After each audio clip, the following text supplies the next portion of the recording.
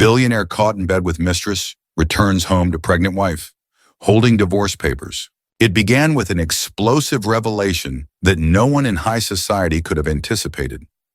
Renowned real estate magnate Cassian Vaughn was discovered tangled in the sheets with his mistress at a posh Manhattan hotel, mere hours before he was due home to his pregnant wife. That singular moment shattered the pristine illusion of the Vaughn's marriage and sent ripples through every elite circle, from Tribeca penthouses to Hampton's beach estates. From the outside, Cassian appeared to have everything: wealth, power, and a lavish lifestyle headlined by exclusive parties, private jets, and glowing magazine features. By his side stood Delilah Vaughn, a poised and dedicated wife who had grown up in a sleepy upstate town, never dreaming she'd marry into such an opulent world. Yet as the dawn of that fateful morning crept over Manhattan's skyline, Delilah clutched divorce papers in one trembling hand, her other arm protectively encircling her 5-month pregnant belly. She waited with bated breath in their lavish penthouse, each tick of the clock echoing like a countdown to the end of her fairy tale marriage. Delilah had believed with all her heart that Cassian was her soulmate. Their life seemed an enviable romance. Long walks along the Hudson, weekend getaways on his yacht, evenings spent toasting success and the bright future they planned to share. But early clues of Cassian's hunger for both ambition and temptation were everywhere.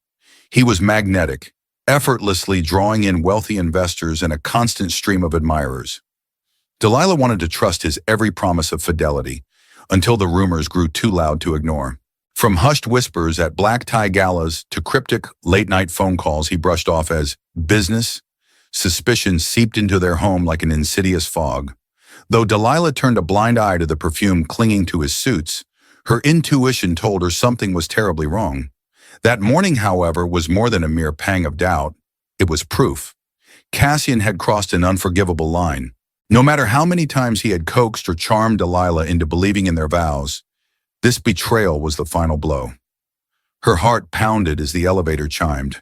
He was on his way up, still unaware of the seismic shift that had occurred. She steeled herself, fresh tears burning at the corners of her eyes. She would not let her child grow up in a haze of deception. Cassian stepped through the penthouse doors at dawn, his once immaculate suit now rumpled, the unmistakable scent of an unfamiliar floral perfume lingering in the air. He halted when he saw Delilah standing by the massive floor-to-ceiling windows that showcased Manhattan's shimmering skyline. Her face was drawn, dark circles marking her sleepless night.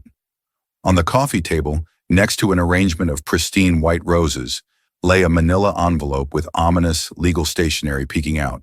He swallowed hard, a wave of guilt crashing over him. For years he had straddled the line between unwavering drive and reckless indulgence. In truth, it had always been a precarious balance. But seeing Delilah's tear-streaked cheeks and her free hand resting on her rounded belly, he realized that his self-serving illusions were about to exact a heavy price. Delilah's heart hammered as she recalled how they first met. She was a scholarship student at a posh university, volunteering at a fundraising gala. He was the charismatic wunderkind guest of honor, celebrating his big break, a high-profile real estate project that would catapult him into the city's upper echelon. They had fallen for each other's potential, for the shimmering promise of a future built on drive and devotion. But over time, Cassian's thirst for power and appreciation from other admirers overshadowed the genuine love she thought they shared. She held on to every sweet memory of their early years, while ignoring countless late arrivals, suspicious text messages, and the swirling gossip among his business contacts. Now with the penthouse awash in pre-dawn light, the city that never sleeps bore witness to their private calamity. She extended the divorce papers with trembling fingers. "We're done," she said, the tightness of her throat forcing her voice into a near whisper. His familiar features, those intense gray eyes, the slope of his shoulders, looked foreign in this stark moment. She braced for his denial, or perhaps outrage, but all he managed was a choked apology. "Delilah," he pleaded, "please, let's talk. I didn't mean—" She cut him off. His meaning had never been more obvious. Deceit was no longer an uncomfortable suspicion, but a documented fact.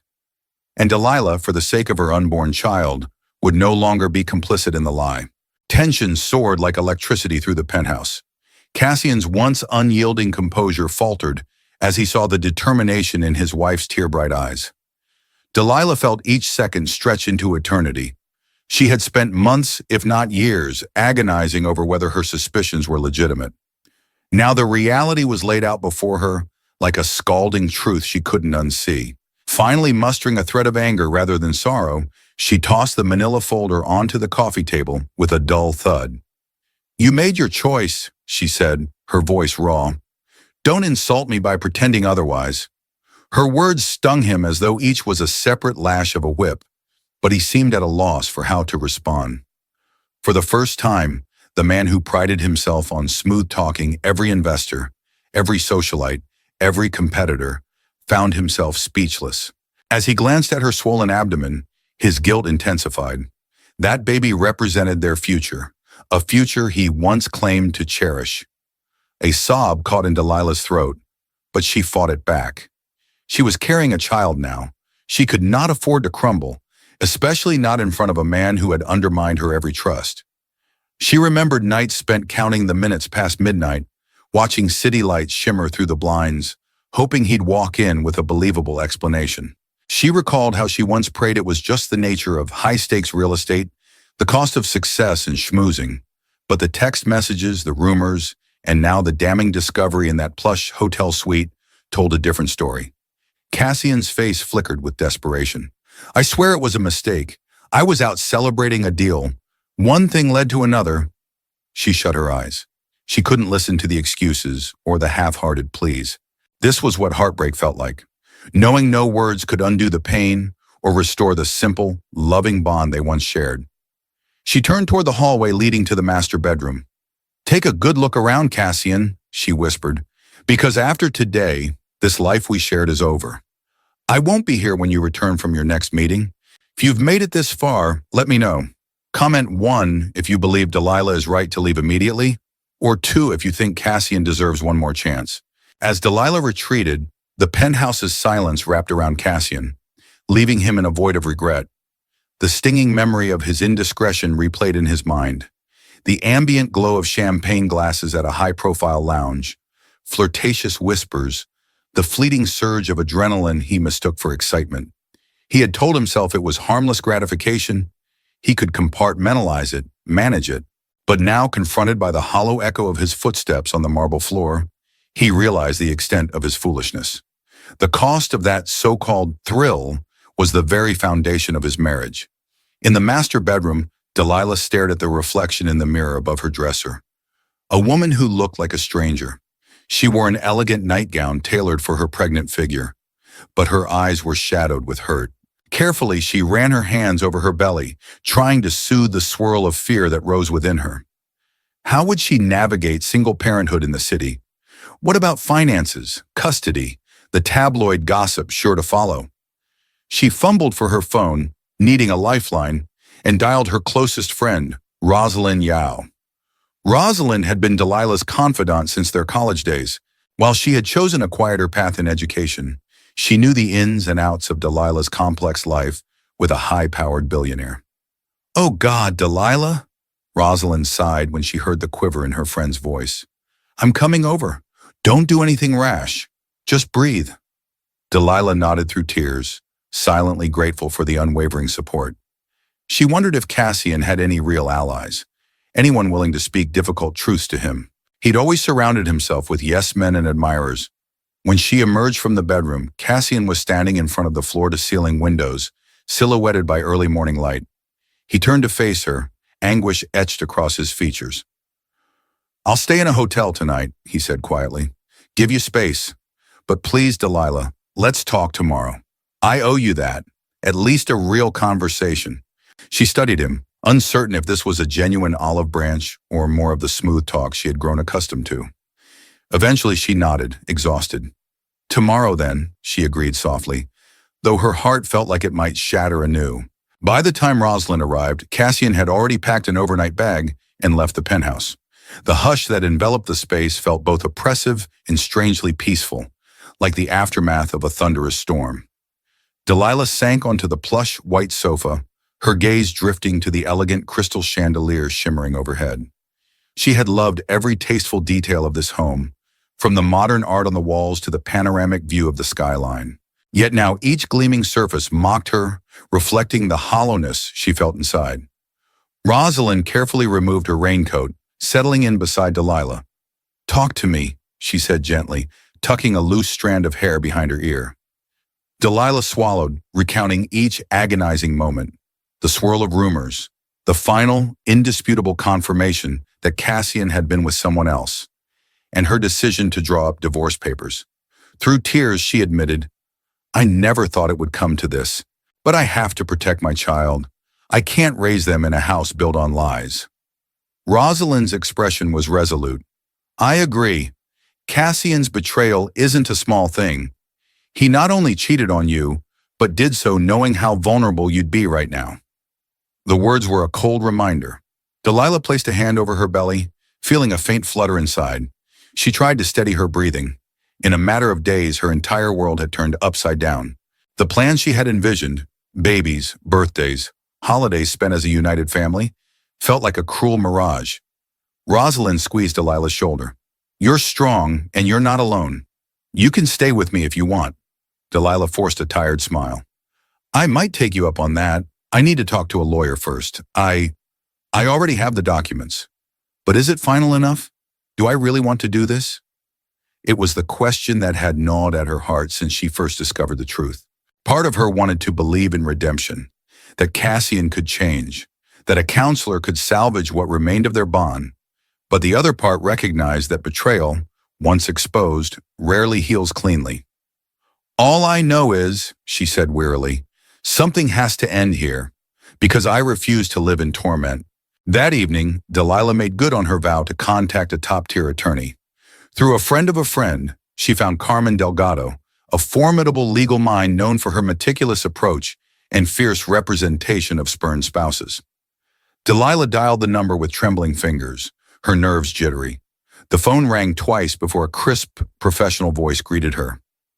"Ms. Vaughn, it's an honor to speak with you," Carmen began, her tone suggesting she had anticipated this call.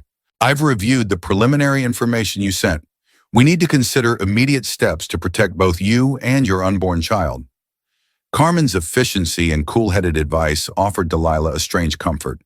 Here was someone ready to stand in her corner, shield her from Cassian's potential legal maneuvers, and navigate a labyrinth of financial entanglements. They arranged a meeting for the next day. When Delilah hung up, she stared at her phone for a long moment, her pulse still thudding in her ears. Taking legal action made everything feel heartbreakingly real. This wasn't just an argument she could forget, it was an unmasking of their entire relationship. She looked around the penthouse, remembering how Cassian had insisted they buy this place because he wanted her to wake up every morning feeling like royalty. Now the space felt less like a palace and more like a gilded cage. As if on cue, her phone buzzed. "Cassian."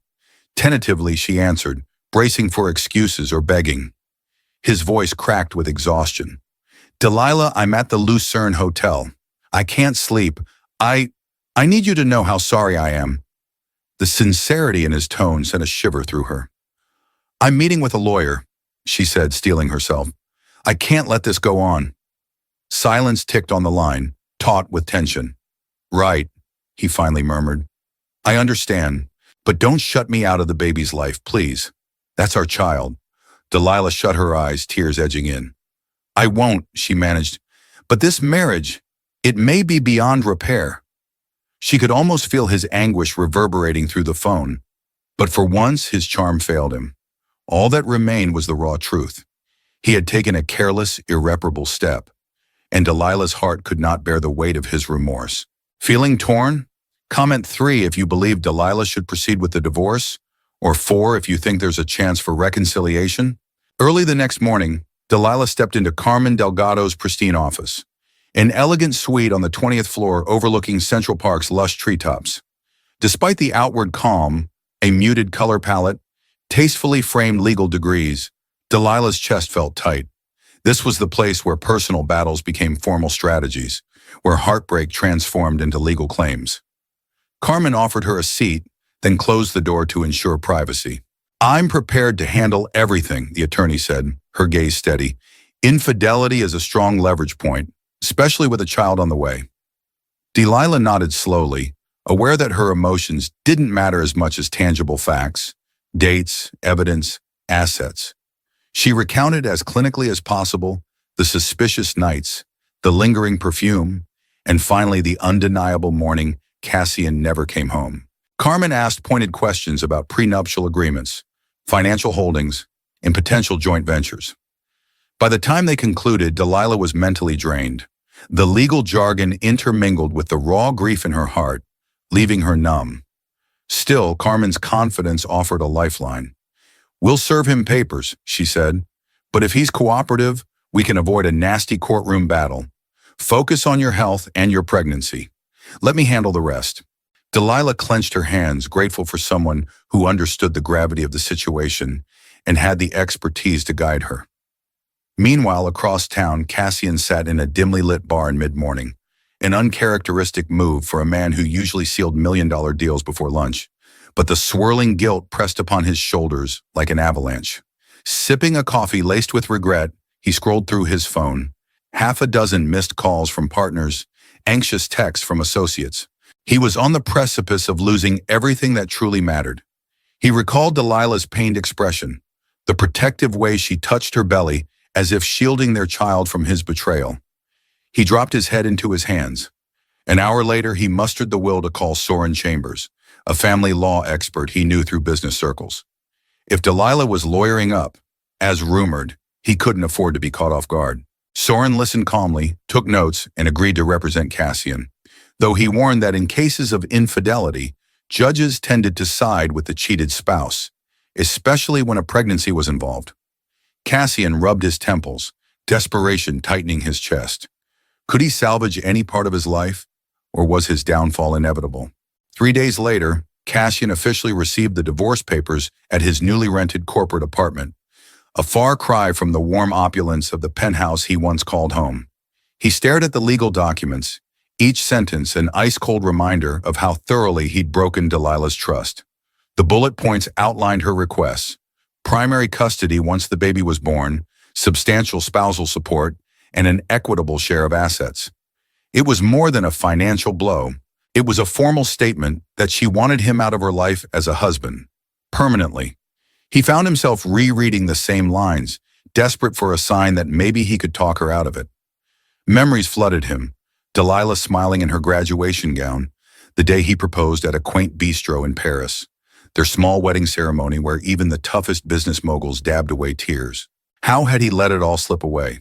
Wearily, he signed a receipt acknowledging he'd been served, then dialed Soren. "We can contest some of this," the attorney said matter-of-factly, "but my advice is to cooperate. Show the courts you're not trying to sabotage her or the child." Across the city, Delilah was packing a suitcase. She had decided to take up Rosalind's offer and stay at her friend's cozy apartment temporarily. The penthouse felt haunted now, reminiscent of broken promises. Each step echoed through the spacious rooms, as though mocking the emptiness of her life with Cassian. She paused at a picture frame on the mantel, their wedding photo. They looked so in love. For a moment she considered leaving it behind, but in a wave of sentiment, she placed it gently in her suitcase. It was part of her history, however painful. She would face that memory in her own time. Later that evening, Carmen called with an update. Cassian had acknowledged the papers but seemed hesitant to fight. Delilah felt her heart lighten fractionally. At least he wasn't planning to turn this into a drawn-out war. She could only hope it meant he understood the severity of his actions. Yet the question remained whether he wanted to co-parent earnestly or simply salvage his public image. For Delilah, the distinction was crucial. She vowed to protect her child from shallow gestures and half-baked apologies. 3 weeks flew by in a haze of legal formalities, medical checkups, and lonely nights spent on Rosalind's couch. Delilah's pregnancy progressed, her belly gently expanding with the life she cherished above all else. Each time the baby kicked, she felt a peculiar blend of awe and sadness. She wanted to share this wonder with someone who truly cared, yet she couldn't trust Cassian. Not now, maybe never. When she finally told her mother, Grace Mitchell, about the impending divorce, the heartbreak was palpable even through the phone. Her mother's voice trembled as she offered to drive straight to Manhattan to help. "Mom, I appreciate it, but I'll be all right," Delilah insisted, feeling a surge of gratitude for the unconditional love that had anchored her since childhood. "I just need a little time to figure things out." Still, Grace's pleas echoed in her mind. She yearned for simpler days back home, where neighbors checked on each other with pies and warm smiles. Yet she also knew her independence, and her baby's future, depended on forging a new path in the city she once loved. By contrast, Cassian threw himself into a rigorous attempt to prove he'd changed. He scaled back business meetings, cut ties with so-called friends who had encouraged his playboy lifestyle, and even started attending therapy on his own. He badgered Soren with calls asking if there was a legal avenue for reconciliation. But as Soren gently reminded him, reconciliation is personal. The law can't force Delilah to trust you again. One crisp morning, Cassian mustered the courage to text Delilah about attending her next prenatal appointment. She hesitated, recalling how lonely these visits had become. Her first few checkups were with him by her side, excitedly asking the doctor about every detail. Then came the missed appointments, the canceled lunches, the spiraling suspicion. After 10 minutes of warring with herself, she replied simply, "It's next Tuesday at 2 p.m. If you show up, you show up." The days leading to that appointment felt fraught with tension. Delilah's heart pounded each time her phone buzzed. She hated that Cassian still occupied so much of her emotional space. The baby's gentle kicks were a reminder of what was at stake, urging her to stay steady, to remain strong for the little life depending on her. Has your opinion shifted? Comment 5 if you think Cassian can truly change, or 6 if you believe Delilah must keep her guard up. The day of the prenatal appointment arrived with an unexpected chill in the autumn air. Delilah wore a fitted maternity coat, her steps cautious on damp city sidewalks. At the clinic, her nerves jangled. She half expected Cassian wouldn't show. Yet as she checked in at the reception desk, she spotted him at the far end of the waiting area. His posture was subdued, hands clasped as though in prayer. He offered a tentative smile. "Thank you for letting me come," he said quietly, walking over to meet her. The tension between them was palpable, but she nodded, lips pressed tight. Moments later, Dr. Iris Carter greeted them with a warm professionalism. "Glad to see both parents here," she commented, guiding them into the examination room. The comment stung a bit, reminding Delilah that while they were still co-parents, they were no longer a cohesive couple. As Dr. Carter performed the ultrasound, the whooshing sound of their baby's heartbeat filled the small space. Delilah felt an involuntary tear slip down her cheek. Cassian gripped the edge of his chair, his eyes shining with an emotion that might have been remorse or regret, perhaps both. For a brief moment, they shared a snapshot of the hope they once had, a moment that highlighted what was at stake beyond their wounded pride. When the appointment concluded, they stepped into the hallway. Cassian opened his mouth as if to say something profound, but no words came. Delilah's gaze flickered over his expression, and she sighed. "Look, I appreciate that you came," she began, steeling herself. "But this doesn't change anything. We're still set for mediation next week. My lawyer has all the details." His lips tightened. "I understand. I just want to be there for the baby, whatever it takes." She pushed the elevator button, arms folded over her chest. "Then do it," she said quietly. "Do it without expecting me to give you a second chance as a husband." The elevator doors slid open, and Delilah stepped inside. Cassian lingered as if resisting the finality of her departure. The last sight she had of him was his drawn face in the corridor, a man trapped between his own failings and a desperate wish to make amends. A week later, the day of the mediation session arrived under a gray sky that threatened rain. Delilah and Carmen headed to a polished midtown office suite, all glass walls and minimalistic decor. Cassian and Soren were already seated in a conference room, separated by a sleek wooden table that gleamed under recessed lighting. The mediator, Nadia Morales, a calm, no-nonsense professional with decades of experience, explained the process. They would attempt to settle matters without a full-blown trial, focusing on financial support, custody agreements, and timelines for property division. Delilah's heart thudded in her chest as Carmen presented their stance. They wanted security for Delilah during her pregnancy and after the birth, with Cassian providing monthly support that reflected his substantial income. They also requested that Delilah retain the penthouse for at least a year, enough time to ensure a stable environment for the newborn. On top of that, Delilah sought thorough involvement in all decisions regarding the child's upbringing, but resisted granting Cassian equal custody from the start. Soren countered with measured words, suggesting Cassian would pay a generous amount, but balking at the idea of indefinite alimony. He's willing to cooperate, Soren said, but he has a right to see his child regularly and be a part of major decisions. Cassian watched Delilah intently, as if searching for any sign of willingness to reconcile. Delilah avoided his gaze, her posture rigid. She refused to be swayed by longing looks when the memory of his betrayal still felt raw. The hours crawled by as proposals and counter-proposals were exchanged. Nadia skillfully guided the conversation, reminding them that a drawn-out battle would only hurt both parties, especially the child. Occasionally, Delilah would glance at Cassian, noticing the deep circles under his eyes and the tension in his jaw. She recognized he was struggling, but it didn't erase the heartbreak he'd caused. By late afternoon, they'd hammered out a tentative agreement that would be refined over the next few days. Delilah would receive sufficient monthly support for herself and the baby, along with a structured plan for Cassian to visit the child regularly once born. The penthouse arrangement would stand for a year, after which they'd decide whether to sell or buy each other out. It felt surreal, dividing up a life they had once planned to share forever. Yet as the session ended, Delilah knew this was the path she needed to protect herself and her unborn baby. This is intense. Comment 7 if you think the mediation is fair, or 8 if someone's being too lenient. When the final agreement was drawn up, Delilah's emotions were a kaleidoscope of relief, sadness, and an unexpected flicker of gratitude. She had dreaded a vicious courtroom battle, yet Carmen and Nadia had streamlined negotiations enough to avoid that ugly route. The official hearing was a mere formality away. As the date approached, Delilah found herself reflecting on the tumultuous journey that brought her to this point. She considered how naive she might have seemed, clinging to hope in a man who had been slipping away for a long time. But she also recognized her own growth. Once timid about confrontation, she had now demanded accountability from one of the city's most powerful billionaires. On the morning of the court appearance, Delilah dressed in a sleek black maternity dress. She braved a swirl of paparazzi stationed outside the courthouse, each camera flash striking her like a burst of condemnation. She could hear the faint hum of whispers, speculation about Cassian's mistress, the unborn baby, the big money settlement. It took every ounce of willpower not to crumble beneath that glaring lens of public curiosity.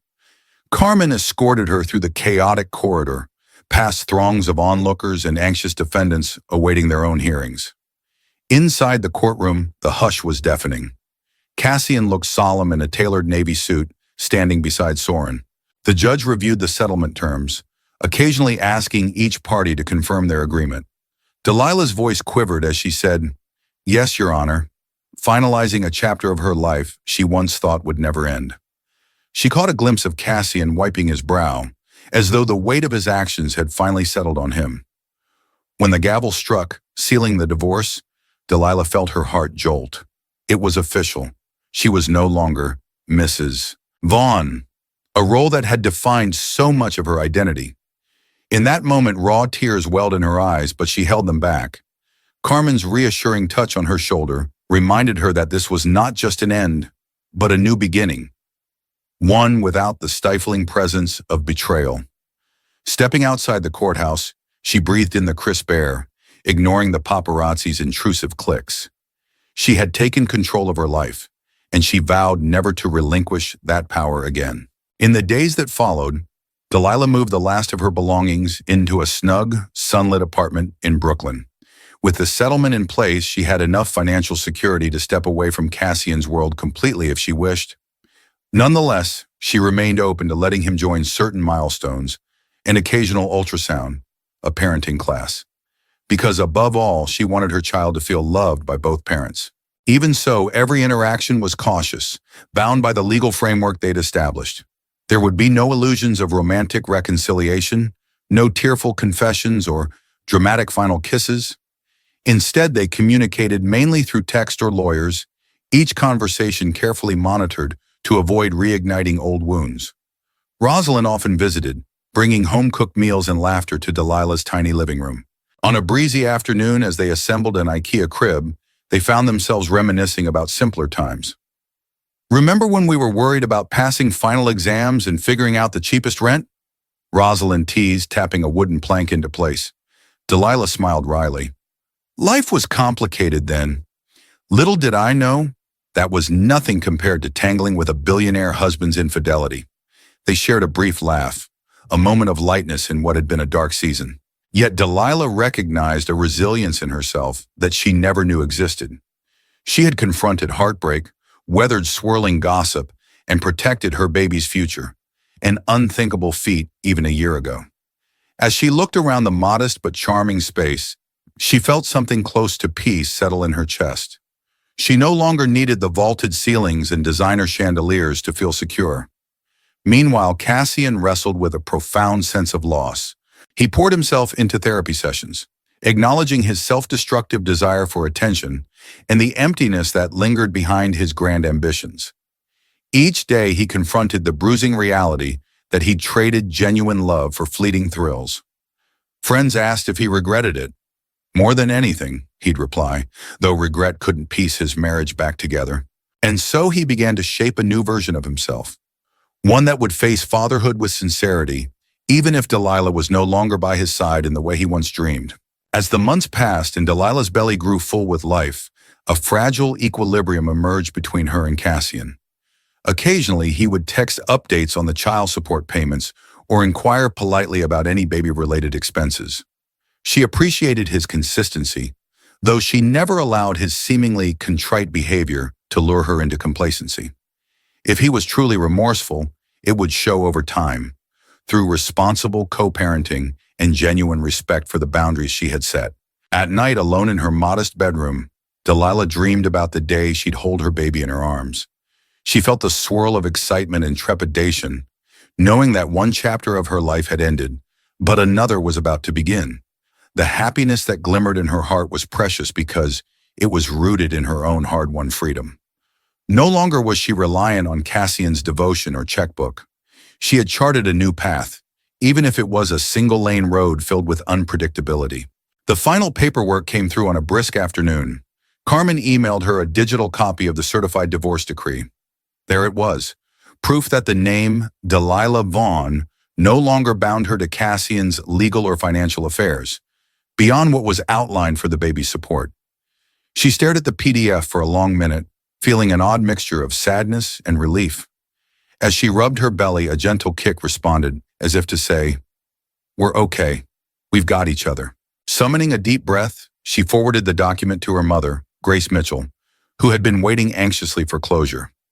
Grace replied almost immediately with a text brimming with love. "I'm proud of you. You're stronger than you realize." The validation lifted a weight from Delilah's spirit. That evening, Delilah ventured out to a quaint cafe near her new apartment, ordering a mint tea as she settled by the window. She watched the city's swirl of lights, people hurrying to subways and cabs, life continuing its frenetic dance. Soon she would be caring for a newborn, forging an entirely different daily rhythm. Yet a comforting sense of belonging warmed her chest. Despite everything, the paparazzi, the rumors, the scorn, she had reclaimed her life. One last time, her phone buzzed with a text from Cassian. "I heard the decree came in. I just wanted to say, I'm sorry, truly. Thank you for letting me be part of our child's future. I'll do my best never to let you or the baby down again." Delilah read the message silently, tears forming at the corners of her eyes, though she wasn't quite sure why. Perhaps it was the final acceptance of a dream lost and a different dream unfolding. She typed a simple response, one that felt honest in its brevity. "Take care, Cassian. Let's focus on being good parents." With that, she sipped her tea, gazing out at a world ripe with possibilities. She might raise her baby in a modest home instead of a swanky penthouse, but she would offer them something more valuable than any trust fund, a life grounded in truth and self-respect. For Delilah, that was the real happily ever after, one untethered from deceit, anchored instead by her own unwavering resolve. Thank you so much for journeying through this story of betrayal, heartbreak, and self-discovery. If you found Delilah's resilience inspiring, Comment where you're reading from and share your thoughts on how she handled her impossible situation. Your engagement means the world, and we look forward to bringing you more stories that explore the depths of human determination.